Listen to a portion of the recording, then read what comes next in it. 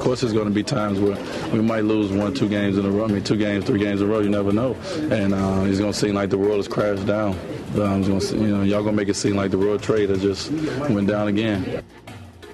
Well, that was Miami Heat star Dwyane Wade, and after his team picked up LeBron James, hopes are high in Miami. But comparing a couple of losses to the World Trade Center, not okay. Joining us is the editor of Turner's 2 Cents. It's our pal, Cameron Turner. Cameron, how are you tonight? Hey, Fred, I'm doing great. How's everything? Everything is fine, thank you. Now, Wade apologized today, but what in the world could this guy have been thinking?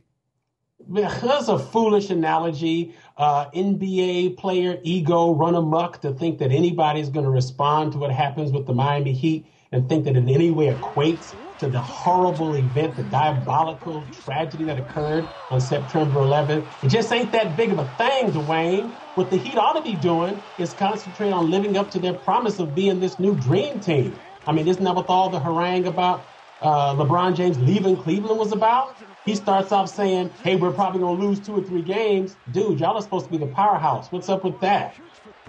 Well, and, I just want to follow up on this quickly, then I want to move on. Dwyane Wade, okay, do we excuse that and we just say, boy, that was a stupid thing to say, and you get a free pass? Or do you think not okay and you should know better? Which one?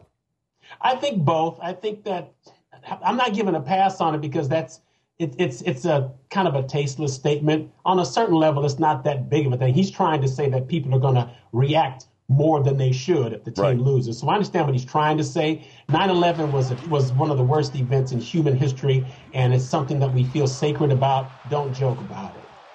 All right, now just last week, the NAACP condemned elements of the Tea Party as being racist, and now the Tea Party condemned one of their own for his racist remarks. The leader, Mark Williams, expelled after he posted a letter online addressed to Abraham Lincoln.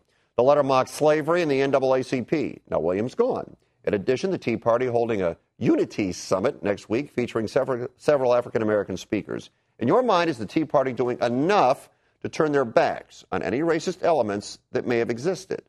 Well, the biggest problem here is that the Tea Party movement is not a single organization. And we have heard so many different voices coming out since the NAACP issued that resolution. The NAACP, in my view, was completely 100% correct with that resolution. And it's been quite instructive to see how some Tea Party leaders, like Sarah Palin, get so defensive. How dare you suggest that there are racist elements within the Tea Party? And then you have other leaders who say, well, we need to make sure that those fringe groups are not too far out there. This has not been the activity of simply fringe elements. We know Dale Robertson was the guy who carried that sign that said taxpayer equals. He's a Tea Party group leader. Mark Williams is a Tea Party group leader. He's the one who called President Obama a Muslim, an Indonesian Muslim. So the racist comments are not limited to, peripheral members. Some of their leadership have made these statements. More to the point, the UniTea summit, to me, is an absolute joke. I don't think any African-American leaders ought to go to that. It is a waste of time. Why? The Tea Party the Tea Party has stoked these flames of racial division and animosity and vitriol ever since they hit the scene. And for them now that they've been caught out there with their thumbs in their mouths, now they want to try to lecture the civil rights community about race relations. Maybe they want to bridge the gap. Beg your pardon? Maybe they want to bridge the gap if what you say is true. I don't think so. Mark Williams was on television this entire weekend repeatedly saying the NAACP is a racist hate group. That is not a man who's trying to build bridges. He is continuing the program of racial division that he started. And let's be clear, this so-called expulsion that occurred to him today, Mark Williams was not reprimanded by some higher authority. Again, the Tea Party is not a party. It is a group of loosely connected organizations.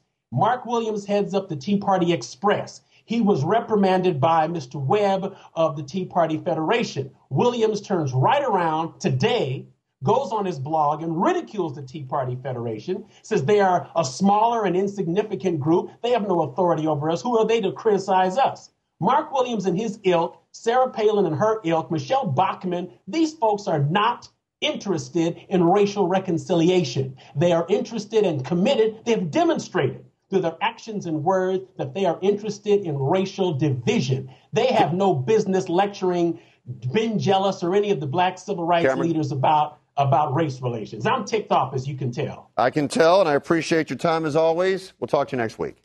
Thank you for giving me a moment to vent. Peace out.